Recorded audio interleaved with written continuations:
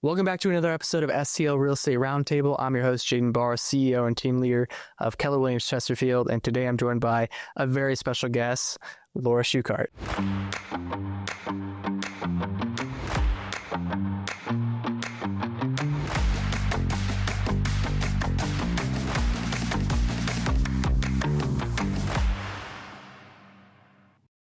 Laura, thank you so much for taking the time to be on the podcast. Thank you for inviting me. Yes, absolutely. Well, hey, let's dive right in. Let's give the people what they want. What got you started in a career in real estate?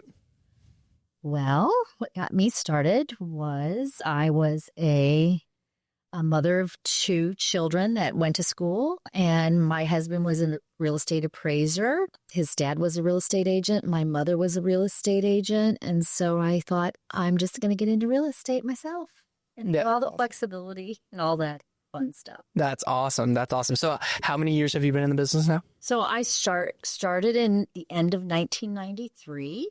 So it's many, many years. So some time. Yes. I did it full time for 3 years. I did have kind of a natural ability. It was back in the old days when we sat on the phones and made appointments for all the agents. And I said, I'll do that as much as you want me to. And I got clients that way. And that was kind of how it started. So I think it was a little easier sometimes back in those days to get more people, but my first full year, I closed 23 transactions, and the next year it was like 30, and then it was like 34 the following year. It's impressive. Yeah, it just was different. You know, I do sometimes think it was a little easier to get started. And then I was having my third child, and he was a surprise child, and I stayed home actually for 7 years after that, when he was born in 1997. And then I got back into it in 2004. Awesome. Okay. So being around real estate, being in real estate for 30 plus years, but what has been some of the lessons learned over the years? Jeez, I've learned lots of lessons and I'm still learning them. So, I think I, had a natural ability to do real estate, but also my lesson was that I just used my natural ability for a while and never didn't do the things that you do to be consistent. Although I say that and I'm very consistent with it. It's just, so maybe I do those things, but naturally. So I think, I know that when I joined Keller Williams, one of my team leader at the time said something about lead generation and things like that. And I said, I don't think I'm ever going to do that. Well, I did do it already, and I still do. So it's kind of, anyway, that was kind of the thing that I think that keeping in touch with people and keeping all their information was something that I started doing later in my business instead of earlier. We didn't have email that much that we did anything with. Yeah. So, it was picking up the phone and saying, hey, how are you? I know I am dating myself, but I am older. So. Yeah. Well, it works, obviously, right? So you mentioned lead generation. I think there's a lot of different ways to be successful in this industry, which is a blessing and a curse sometimes because, obviously people get into real estate because they are entrepreneurial and they have that creative spirit, I think. Yeah. And that's what draws a lot of people to the industry. But, being with KW, there's systems and models. And if you build your business based off the systems and models and then add creativity, you're going to be much more stable, much more consistent. So, you talk about lead generation. What does that look like for you? For me, it is still getting on the phone. I'm pretty much spend my day on the phone. I don't always realize that that's what I do, but I have my young assistant that works with me, and she said, you're on the phone all day long. And I said, yeah, that is what I do all day long. I mean, besides going on appointments, you're on the phone negotiating contracts and building relationships. That's really what it is. Yeah. So I find it fun. So when I was younger, I would be on the phone all the time with my friends. Now all my clients are my friends. Yeah, right. That's awesome. Yeah. So as you've built your business over time and, grown your team and, become, this powerhouse business, right? What's the thing that you're most proud of with your business? I think I think that I'm proud that it's a consistent business, that although sometimes I'm like, oh, it's consistent and, it doesn't change. And some people would just love that, but it is what it is, what my business is. I think for the last probably 6 or 7 years, I've probably had pretty much the same business and can count on a certain amount of business. So that would be it. And also bringing in younger agents or newer agents and helping them learn what they need to do to be successful. So that's kind of fun for me. Yeah, absolutely. That's what I do pride myself on doing. I always tell new agents, I'm not going to teach you how to write a contract or any of the paperwork, for goodness sakes, because I do not love the paperwork part of things, but I can help you negotiate, a contract or get a listing or get a buyer. So, I love it. Things. Love it. Well, yeah. I mean, I know you well enough to know that you've got a heart to serve others and to help people, and I think that shines very clearly through your business, right? Of just who you are, and that's likely who you attract to in your business. That those are your clients, right? What do you think has been the key to your success over this long career? I think that I have a bit of grit, even though sometimes I didn't really realize that I did. But when you feel like you have to do something, that makes you do it, And we've had our ups and downs in our life. We've been, our whole life has been a commission type business, whether it's my husband that's appraiser or myself that's, commission. So we've had to figure that out somewhat throughout the years. And I do feel we have, so it's good. Right. Right. Love it. Love it. Obviously I think we're both growth-minded people. Like, we want to continue to take our business to the next level and continue to grow. What's something that you're currently working on in your business to help it continue to thrive? So I am continuing to learn how to lead. Can't say that I don't know if anybody, well, there are some people that master it, but I'm trying to, I know that I always have to learn and follow other people and I'm going to say coached by other people to help me with my leadership. And I don't, I think there's some natural ability to do that. But then again, I find myself falling down in some of those areas sometimes. And so I just keep on learning from people and people that do it better than I do. So. Yeah. John Maxwell's book, it's titled Failing Forward. Yeah. It's one of my favorite books because, sometimes you do fall flat on your face as a leader, right? And you got to have the humility to say, hey, you know what? I missed the mark there. Yeah. I messed up. Yeah. We're just actually talking about that today. Just, sometimes, I can let my emotions get in the middle of my leadership or my ego or whatever it is. And it's not where I want to be. It's just, it happens sometimes. And so sometimes you just have to kind of take a step back and say, I'm probably more the problem than somebody else. And it's, we just have to learn from it and move on. So, and I have great people on my team that give me grace for some of my leadership things that aren't perfect and know that I'm always trying to grow. So that they do realize that. Yeah. So. I think it's one of the hardest things for agents once they get to a certain level of production and they start growing a team and, your role kind of changes. It switches from, okay, I'm solely focused on sales to now I'm managing people and trying to help the team grow, right? As opposed to just individual production. So it's a total shift. And I don't think a lot of agents kind of make that transition super smooth because it's challenging. I think right? It's very challenging. And, it actually, when you bring somebody on your team, then you have to step up to the plate and you have to, have a higher accountability for yourself, and, you know, and you just have to be better. That's, and you want to be. I mean, I do. I want to be better. Yeah. So yeah.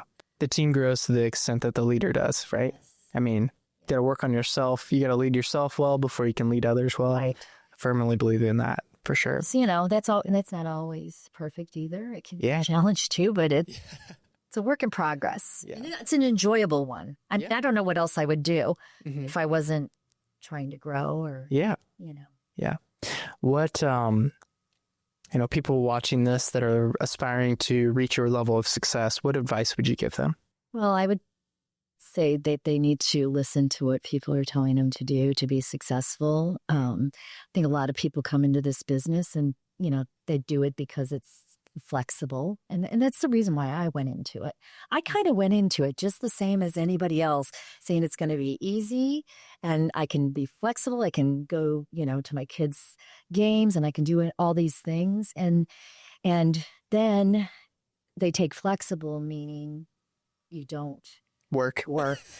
Yes. That you don't have to go in there and actually do the work to realize the flexibility that it can give you. So, and that, I mean, I was guilty of it. So I'm just going to say that. And I didn't always listen to, or I actually didn't. I think nowadays, the people that are coming into the business have systems and models that they can follow. And we never really had that, back in the day. We barely had internet. Yeah. Right. So, I mean, we're just saying, like, there's so much and there might be too much sometimes. Yeah. And that's a challenge in itself, right? I mean, you've got shiny object syndrome and you've got, people selling mastermind courses online, and it's, it's sometimes cloudy on what to pay attention to. Right. But I think that, get yourself a mentor or get yourself a company or whatever that's going to make sure that you're doing the right things for you to be successful, and follow what they say, because, the more people you talk to, the better your business is. And that is really a fact. Yeah. Yeah. So, you want more business, talk to more people. Yes. Yeah. Yes. And if you don't like talking to people, then I don't know if this is the business. Right. I don't know. Although they do say that some people, make it with, social media and things like that, which I think that could be, but you still have to talk to people and communicate with them. I think that's kind of the beauty of a real estate career is, there is an entrepreneurial side to it, and there's a lot of different ways to be successful, but it all comes down to lead generation, and you have to pick something and do the work. You have to whatever do it is. Whatever it is. I mean, there's agents that succeed with door knocking, succeed with, neighborhood mailers, or being the local celebrity on the school board, or the soccer mom, or whatever it is. And, you just have to pick something. And, a lot of times at the beginning, you have no idea what you actually enjoy. So at the beginning, try cold calling, try door knocking, try exactly all the things, and then figure out, okay, I don't want to do this. Right. And there's a lot of things that don't want to make calls. And the funny thing is, I want to make calls. That's the most efficient way for me. I do not want to walk around neighborhoods and give out flyers or, knock on doors. I don't want a dog coming after me or anything like that. But I just think it's efficient, so I don't know. That's why I've picked that. And it's not that I've always liked to do it, because I haven't. But once you do it, once you start doing it, then you become the realtor, the resource for people, then it's very easy to just call. Yeah. So that's my thought on that. I like it. So I think a lot of agents that maybe are at your level of production, the past few years there's been a lot. Like, let's be honest, right? There's been a lot of changes. There's been, a market that has moved at the speed of light, like is a fast-paced market. And so I think there's a lot of agents out there that are maybe feeling the weight of that, and that it's kind of led to some burnout. I'm curious, like, how do you manage that, or have you felt that over time? Like, what's been the key to kind of keeping the fire going for this long? I am always masterminding and learning. And I think that's the key, because I'm not burnout in this market, even though there have been some challenges. And, changing paperwork is a big challenge for me, let me tell you, because I'm like, oh my gosh, paperwork, my worst thing, right? And then they're going to change it on us. And, and there's that unknown that I think people get scared of, and I just, that's something back in 2008 and 9 and 10, when the market was really challenging for real. Well, I guess, I don't feel like it is for real now, but I think that was my first hit of a challenging market. And it was devastating at the time because I didn't know what was going to happen. And then this time I'm like, okay, well, we got through that. So now we can get through this. This is easy. It's not easy. It's simple to get through it, though. And just keeping at it, Yeah. There's enough out there for anybody that wants to work for it. If you don't want to work for it, it's not out there. But anybody that wants to work for it, it's there for them. So, and yes, it'll be, there's some challenging times, but I don't know that it has affected us a little bit, but not that much. Mm-hmm.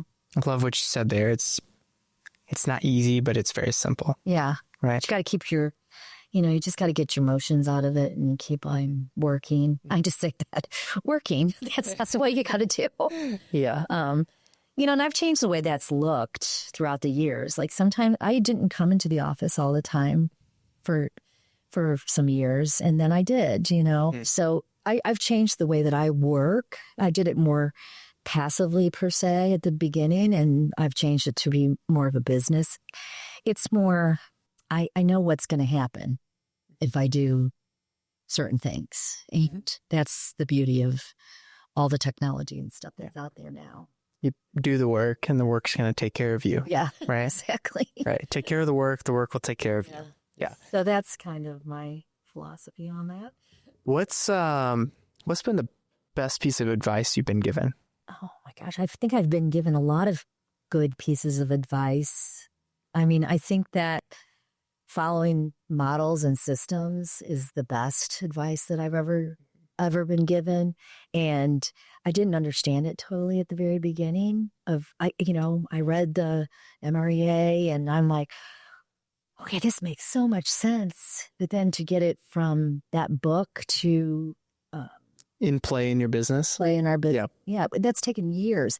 Maybe that's the advice that I'd give somebody else, is that doesn't happen overnight. Just because you know that you're supposed to be doing using this model, and just because you know that there's systems doesn't mean that you're automatically going to be able to do something perfect with those, Yeah. So that's probably a device. This is a journey. This is not a sprint or whatever, it's a marathon, not a sprint. That's and that's very true, that if this is going to be your business for if this is going to be your career, then you need to understand that it's not all going to happen overnight, most likely. Yeah. I mean, you could be one of those people that it happens overnight, but most... Yeah, you need to learn to love the journey more than you love the outcome. Yes. Right? Or love the journey more than you love the destination. Right. Yeah. And that is a hard thing for somebody. I don't know if anybody understands the high D or the driver person. I'm very high D, so I just want the outcome.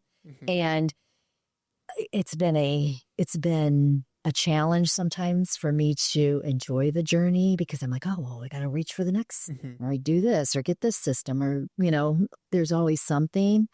And I think since COVID actually has taught me to kind of sit back and not be so much like enjoy what's going on right now. So, yeah. How, this might be a playoff question of what you just said, right? And learning to take time to reflect and kind of celebrate the wins. Like, how do you do that with your team or with yourself personally? Like you have a closing. How do you celebrate? What do you do? I can't say that we do a great job of, because that's something I struggle with too. It's on to the next thing. It's on, right? Always on to the next thing. No, I absolutely, back in the day when I was younger, I would celebrate it by, I take the day off and I got a closing and let's go to lunch, maybe dinner too. Like we would do that. Yeah. Now I have a business thought process on, a business mind. Mm-hmm. It's different. I don't know if it's not as fun as going out after your closing and all that, but it also is, you do know you're going to eat and you're going to be able to feed your family and you're going to be able to move, stay in the business. So there is some beauty to that. We do, we celebrate, probably once a quarter. We'll celebrate by, I take the team out and we go to a happy hour or something, dinner or something like that. I love it. Love it. So, talk to me about Keller Williams and the impact that it's had on your business and your career. I mean, Keller Williams has changed my life, honestly. I sometimes say that I did not really ever do real estate until 2012 when I joined Keller Williams, because I didn't really realize I didn't realize the system and models and the way that was set up. I never read the MREA. I never did any of that. You were just wheeling and dealing. I had my own company. I had my own company from 2004 until 2012, although it really was a very small, just boutique. And it was really one big team, kind of, really. Mm-hmm. But I didn't have anybody to follow, and I didn't follow anyone. Mm-hmm. And so I did some of that naturally. And then when I actually went to Keller Williams, I'm like, oh my gosh, they teach you so much. I've learned. I said I just started college when I went to Keller Williams in 2012, and I'm still there, by the way. Or maybe I'm getting my graduate. I don't know, but right. But it is master's, PhD. Yeah, PhD. Yeah. But it is, it's a continual. It's not like I walk in and in 2 years I learned everything that I need to know. I mean, you do. You learn everything you need to know to be successful. Then you have to start. Then you implement. So. It's whether you're going to implement it or not. And I didn't implement everything right away. Yeah. I think I had my first real understanding of like P&L and all of that in about 2014 or 15. Mm-hmm. I had a P&L that I did at the end of the year every year. Mm-hmm. But and you're like, oh, we're profitable. Good. Did we make money this year? I don't know. Yeah. Right. Right. So those are some things. That's Keller Williams has taught me to take this real estate career and make a business out of it and understand all the opportunities that are there. Yeah. So, to think like a CEO. Yeah. Right. Exactly. Yeah. Because you are one. Yeah. Yeah. Right. Well, let's jump into the last question here. What has been the most impactful book or podcast that you've read or listened to? Okay, book. Well, right now I'm reading, it's about time, and Valerie Burton is the author. Okay. It's about, we talk about every day, we talk about how we're time blocking, and we time block our activities, and we also do a P&L on our budget. Well, she talks about budgeting your time. Budgeting your time, like time deficits and time, how you're only going to have a certain amount of time, and enjoy where you're going to be spending it and make sure you're spending it right. So it's very impactful, maybe at my age, because I am older. So, I've had some lost time, right? And how many years do we have left? We all don't know what that is, but I have less than you do probably. So if we just take that out there, and am I going to use it right? Is it going to be, am I going to spend enough time with my family? Am I going to spend, so I think once you get to a certain place in your life or a certain level, that it might not be business books per se, but it's self-awareness books, if that makes sense. Yeah. So that's really a good one right now. There's so many good books that I've read. I've read so many. I'm actually not even reading them anymore. I do a lot of Audible, so I read and I listen at the same time, which is really good for my brain. Yeah. I can take it in then. And I'm doing book clubs with people. So that's kind of a fun thing. So that's the best book that I've read right now. Also the MREA. I mean, that's just like something that you read all the time. And, The Real Estate Bible. Yeah. Right? Yeah. I love it. Yeah. I love it. Awesome. Well, anything else you want to touch on? What question haven't I asked you that I should have asked? I don't know. What's been the you have a team. What's been the key to, you think, attracting talent and keeping talent on your team? Okay, so I haven't kept everyone, Mhm. but I have kept some. Mhm. And I think that really, I went through what we called Recruit Select, and I called it something else. KPA, KPA, career visioning. career visioning, and all of those things. And I've went through that class, and I actually, Erica, who's been on my team, and Megan, since 2014 and 2015, I went through that whole thing. I didn't know if I really did it correctly, but I kind of think I did. And, and we talked. I was very open with like Erica. Erica was in my office, was my assistant for up until 22. And now she's a buyer's agent and agent on the team. But before that, she was in the office. And, I said, things like, I'm not always going to give you kudos when you need them. But if you need them, can you just say that word? We'll make up this word and I will make sure that I'm going to give them to you. Or if I'm saying something that feels offending to you, you can just say the word pink and then I'll notice, because I don't always notice that I'm being that way. So we do a little bit of that. We've been together for 10 years. So now You understand each other. Yeah. And we still have frustrations, but we figure out how to get through them. And we don't let little things get in the way of the big things. So I think that's, she's, the people on my team are within my culture. And, we have a culture of productivity, of service, of, giving. We have, I think, good hearts and, those kind of things. And I want that for my team. That's not, I'm not just there to sell houses. And I've told lots of people in groups that I'm in through church and stuff that I don't sell a house. I'm not selling houses. I'm helping people get to where they want to be through home ownership and through building wealth through their home ownership. And that's what I do.